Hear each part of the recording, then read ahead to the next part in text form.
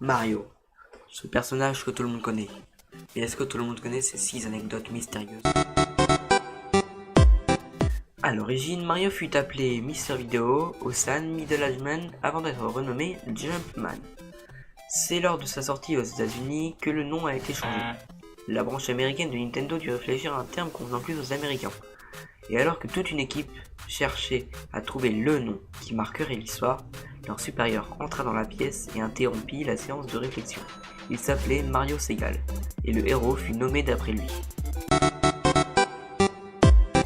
Le physique de Mario ne dépend pas plus d'une recherche artistique que d'une obligation à se plier aux contraintes techniques de l'époque de sa création. En effet, les couleurs et les formes étant limitées, les développeurs et artistes du projet ont dû user de malice pour arriver à créer un personnage un tant soit peu convaincant. Son chapeau par exemple fut ajouté pour dissimuler son crâne. Il était alors trop difficile de créer des cheveux. Et il en va de même pour sa moustache, idéale pour dissimuler les détails de son visage.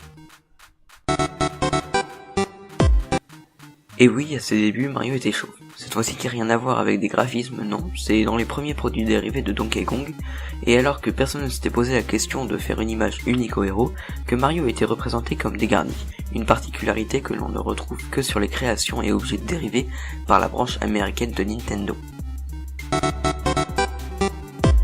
Dans le manuel du jeu de Super Mario Bros, il est expliqué que les Koopas ont transformé les habitants du royaume champignon en briques, ce qui veut dire que Mario contribue à un génocide. Les champignons vus dans Mario sont basés sur des champignons aux effets hallucinogènes, qui donnent l'impression de grandir quand vous en consommez. Ces mêmes champignons sont également inspirés par ceux d'Alice au Pays des Merveilles, dans lesquels Alice en utilise pour rapetir et grandir à volonté. C'est difficile à croire, non, mais Mario a en effet déjà joué le rôle du méchant.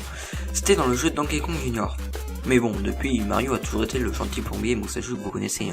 Dans ce jeu, Mario a emprisonné Donkey Kong, suite à ce mauvais acte de ce dernier dans le jeu du même nom. Il avait emprisonné la belle Pauline.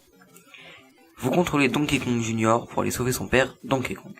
D'après Shigeru Miyamoto, les deux jeux ont été créés pour montrer que Mario et Donkey Kong n'ont pas que des bons côtés, même si depuis, aucun des deux personnages n'a eu de jeu dans lequel il jouait le rôle du méchant.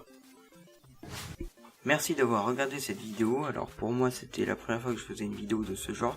Donc si vous voulez m'encourager et si elle vous a plu, n'hésitez pas à mettre un pouce bleu, à partager cette vidéo et à vous abonner à ma chaîne. Allez, ciao.